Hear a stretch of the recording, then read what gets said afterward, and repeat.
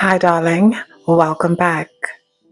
So, are South African townships these amazing spaces where we just have amapiano playing in the background and everyone is dancing and happy? Or are South African townships a very ugly reminder of our past? On today's video, darling, I want to talk about this topic whether or not South African townships are killing us as South Africans.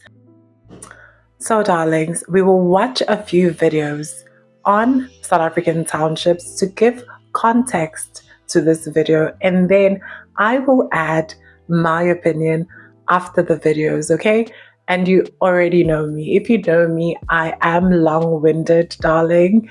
Forgive me, but I like to take my time before I say anything because it's just natural to me. So let's watch a few videos and then I will add my opinion at the end.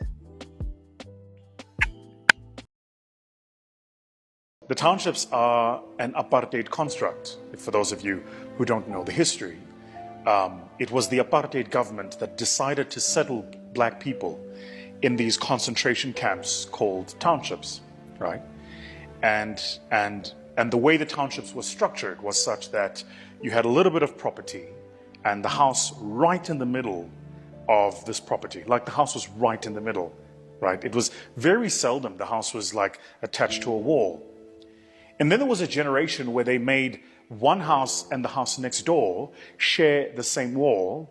And so you would have two houses with kind of like the wall in the middle. But generally the house was like right in the middle and it was like this apartheid style house. The people that engineered apartheid, they knew what they were doing, guy. But when you look at the whole township thing, they put all the duckies there in one place. Then you have to take either a train or buses where you are now paying them back. And you have to be far away from town. That was the catch. Put the duckies far from town. So that's why any township in the country, you look at the location geographically of where city center is and where township is. You needed to use a mode of transport, public transport, which was also controlled by them. They were controlling you, they were controlling how you move, they were controlling how you move back home. But you were always controlled. So they had the mechanisms to mess with your mind. And not much has changed. It's not like much that. has changed. Yeah. But who do we blame, you see? Because you got a black government, right?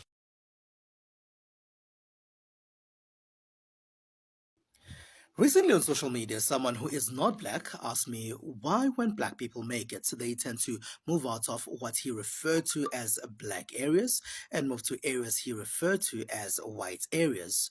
Firstly, we don't live under apartheid anymore. There's no Group Areas Act, so people can live where they choose as there are no white areas and as there are no black areas. But what you also need to understand is that townships are created to be spaces that were not meant for those that live there to enjoy life. They have small houses, almost no yards. The houses are not up to great standard. There are very tight roads, and sometimes you see that when people want to have functions, they have to move those functions to the small, narrow road because they can't have them in the yard. There's no space there. And secondly, townships are also created to be spaces where many social ills could breed because of people literally living on top of each other, and children can be exposed to even people having sex because there is no space for parents and for neighbors to have the privacy that they would like. So, I've always had the question, why did black people leave the rural areas and go to work in the cities and live in townships? Here's the story. And I'm going to make it brief because I know some of you don't like history. So basically the story is that a lot of how South Africa was created and colonized in the 1600s, if I'm correct, 1600s and 1800s, black people through war and conquest were basically overpowered by Dutch and English colonial rulers through fighting very violent. It wasn't beautiful history. Basically, they fought black people and won and took over the land, which meant that black people had little land in the rural areas. And then also with the discovery of gold and diamonds, it meant that basically the industrialization of work became a thing. And a lot of black people ended up leaving the rural areas to work in the cities so that they can basically be able to live and make a living and be able to support their families in the villages. That is just a simple breakdown. And I know I haven't touched the surface, but this is not a deep dive, darlings. So, with that, already you displace people from the rural areas, you take their land, you annihilate subsistence farming, you give them a small portion of land that's not even fertile, and 90% of the land is owned by white people in the rural areas, which is used for industrial farming. So, as people move to the cities looking for work, the townships become created. The townships were created as temporary housing. Why do I say that? Guys, let's be honest. If you think about townships, even the way they are structured, the houses, you're literally given a small house and a toilet that is outside, especially in places like Tembisa, Akuruleni. I'm from Tembisa, so I can use that context. I'm from Tembisa and Mpumalanga. I can use that context. You're already given such a small house, sometimes with the toilet outside, and most of the houses that people got, I remember my grandmother told me that they didn't even have furnishings. The sink was just floating in the air. You had basics. It was temporary housing, and then there's hostels as well. So a lot of the creation of the township at first became for workers. It became for people who come from the rural areas to have places to work, and it was created by the apartheid government.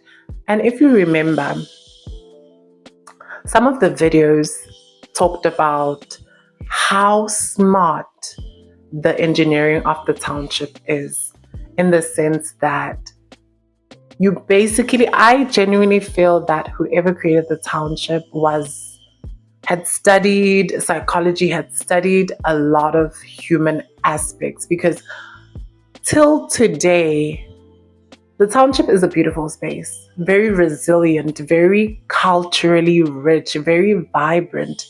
I love the township. I'm from the township.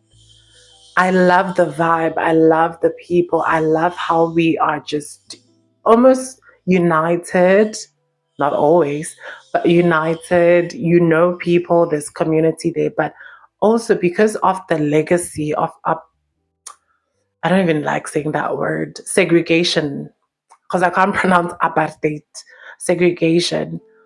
Literally, the housing in the township wasn't meant for people to stay there long.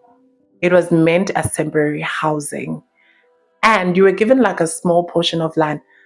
This in itself was intentional. But they made sure that the house was so far away from work. And then on top of that, they're like, okay, we're going to provide transport systems.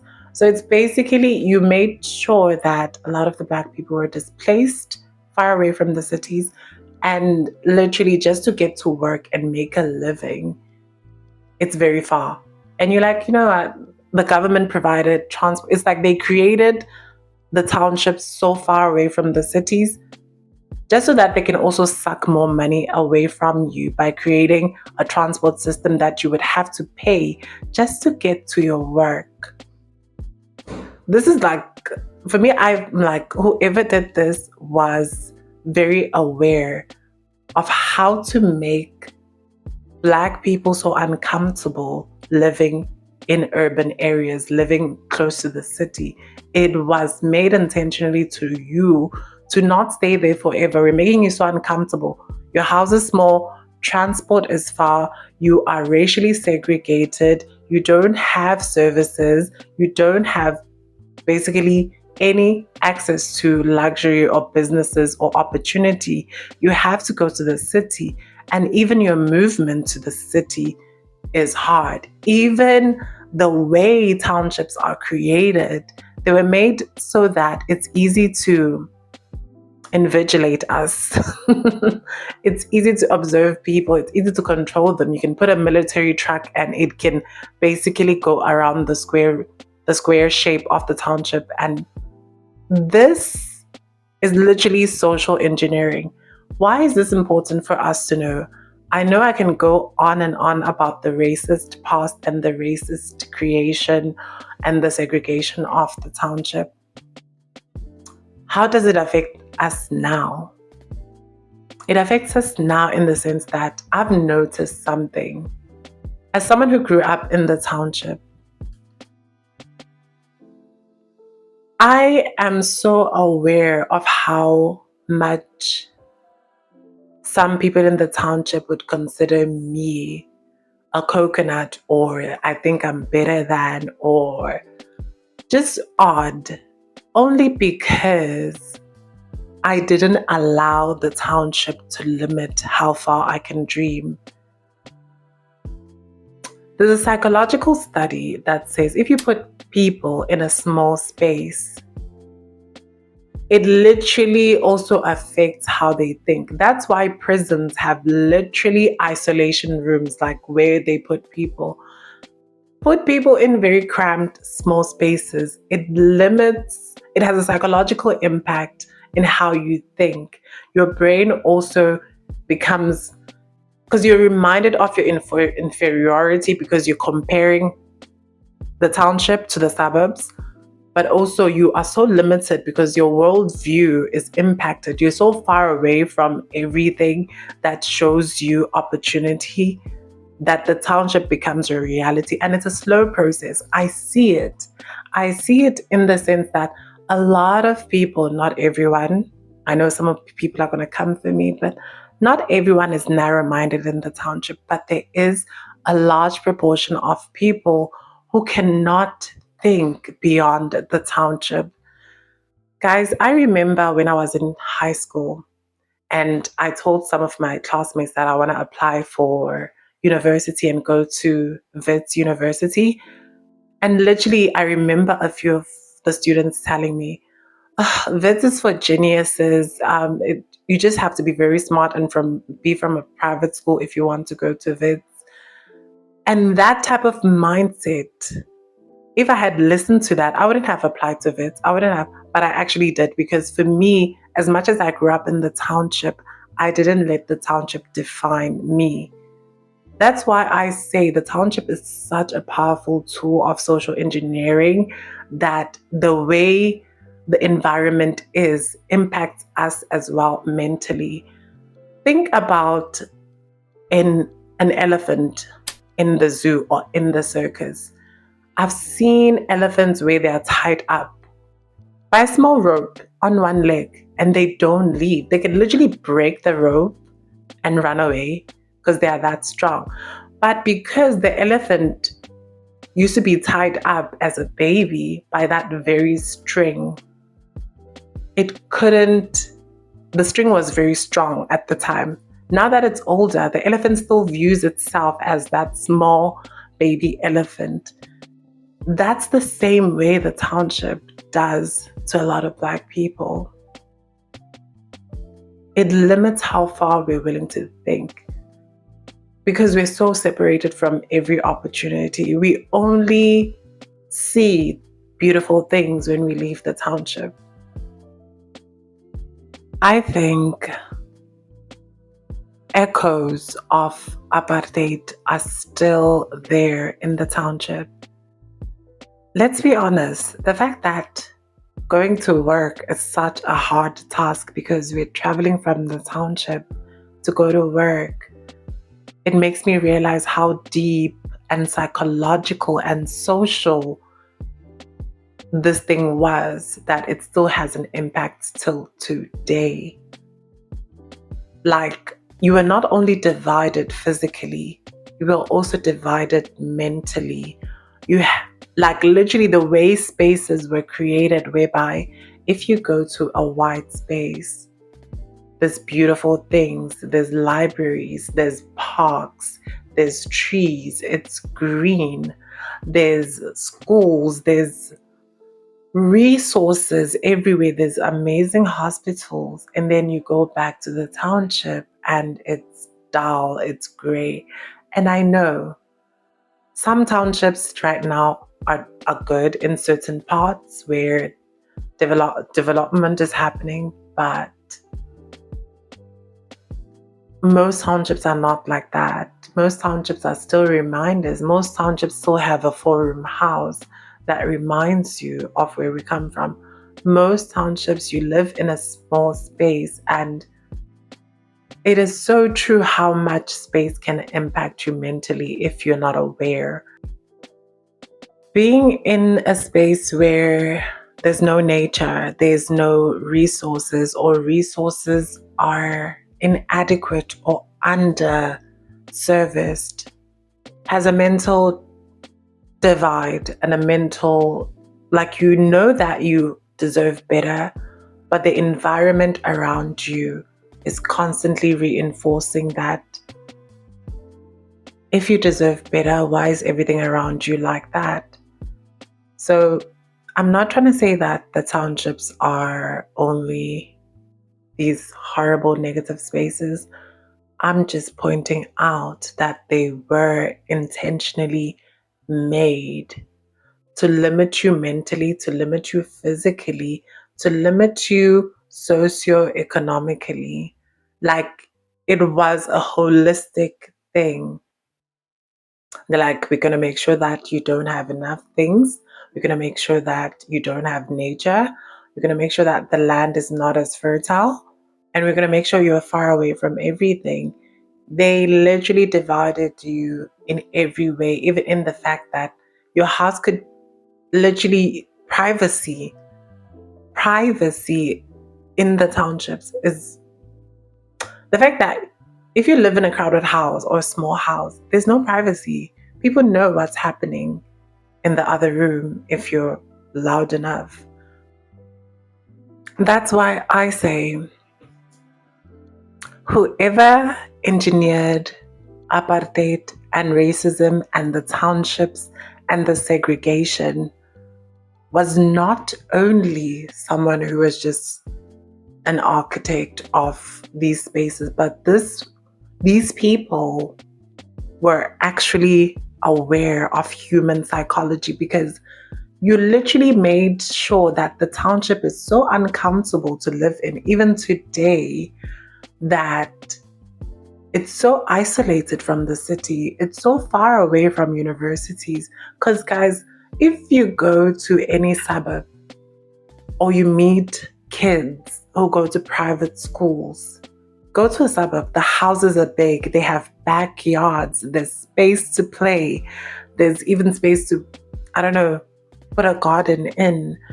And there's a confidence and ability to dream that I've seen and experienced with a lot of private school kids, or kids, whether black or white or Indian or colored, who live in like great housing, who live in the suburbs. They have a very different mindset. Obviously, generalizations are toxic, but there's a level of confidence I've seen in kids who are in the cities. They have audacity. People who live in the suburbs are confident. They are willing to. And it's not to say there are no people like that in the townships. There are many dreamers in the townships. There are many young people who are dreamers. But it's the people around them that's sometimes the problem, because you can dream big in the township, but someone will try to crush your dream. And it's unfortunate, because we were not always like this. Like, when I think of a solution to this problem, because someone's going to be like, what is the solution? I think of the past. And it's not just because I'm a history major, I did history. It's also because the past has so many gems to look at. If you think of old townships like Sophia Town, like District 6 in Cape Town, those were townships. They had issues of townships, but they were created outside of the apartheid mentality. They were racially diverse, racially integrated. They had communities. This is in the they started around the 1800s and were demolished. So Firetown and District 6 was demolished in the 1950s and declared white areas. But before that, these were townships that existed and had Black people, colored people, white people, Indian people, all living in the same space, all creating a rich culture.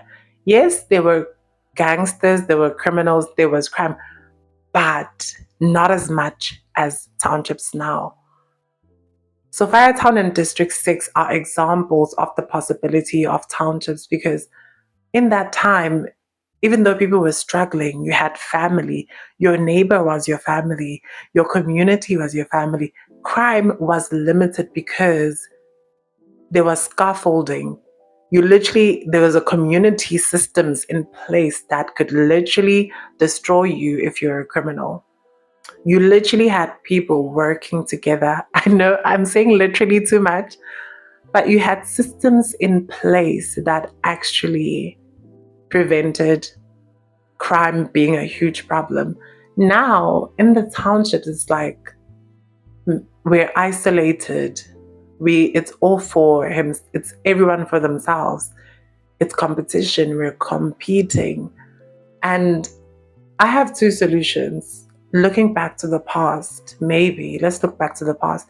What was the beautiful elements of these townships in the past, like District 6 and Firetown? It was the community element, it was the rich culture, it was the fact that it wasn't segregated. That's the potential for townships, I think. I have a very optimistic view of the township. If we can invest in our culture, but also if we can invest in creating more community, because as much as we can want police to protect us and reduce crime in the townships, we're going to need to create our own community spaces, our own community outreach programs, community things. Like, I don't know what they call them, but you know, when you have like people in the community who make sure that there's no crime. And also having shared community projects like community gardens, community spaces that try and reduce crime, poverty, and those issues. And I know, guys, this is not a deep dive. There's so many issues we can go into and talk about in this topic, but these are just few issues, a few solutions to the issues that I'm thinking about. I was also thinking about not everyone is going to leave the township. It's a fact. Some people will live in the township and they will pass on in the township. We need to think of ways of making the township comfortable. And I was looking at this architecture page and it was talking about biophilic design. Biophilic design is basically a design style that has the understanding that human beings are naturally drawn to nature. Human beings have a natural love or affinity for living things. What does that mean for houses? It's basically incorporating nature into your house, incorporating things that make your home have human elements to it, make your home as welcoming as possible. Because let's be honest, townships look brown and gray. They have no trees. They are not green when you compare them to the suburbs. So it's creating your little space and your own gardens and your own, just creating biophilic designs in your houses. I think these could be possible solutions. And I know this is just the surface. There's way deeper issues that I haven't touched upon. So I look forward to you, darlings, letting me know what more we can add to this conversation. And if you really enjoyed this video or you have some points to give me and share with me, Let me know. And if you watch the video till the end, leave a house emoji in the comment section. Thank you, darling.